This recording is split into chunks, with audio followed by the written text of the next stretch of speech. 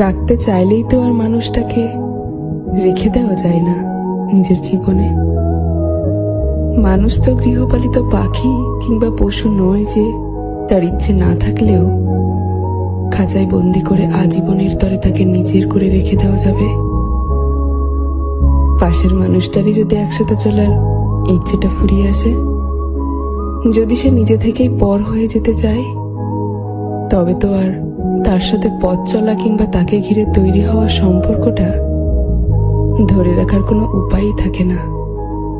একটা মানুষ যত বেশি শক্তিশালী বা ধৈর্যশীল হোক না কেন, একটা সময়ের পর তাকেও ক্লান্তি ঘিরে ধরে। রাখতে চাইলেই তো আর মানুষটাকে রেখে দেওয়া যায় না নিজের জীবনে।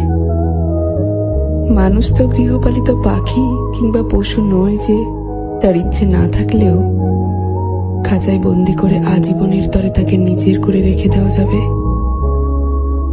পাশের মানুষটারই যদি একসাথে চলার ইচ্ছেটা ফুরিয়ে আসে, যদি সে নিজে থেকেই পর হয়ে যেতে চায়, তবে তো আর তার সাথে পথ চলা কিংবা তাকে ঘিরে তৈরি হওয়া সম্পর্কটা ধরে রাখার কোনো উপায়ই থাকে না।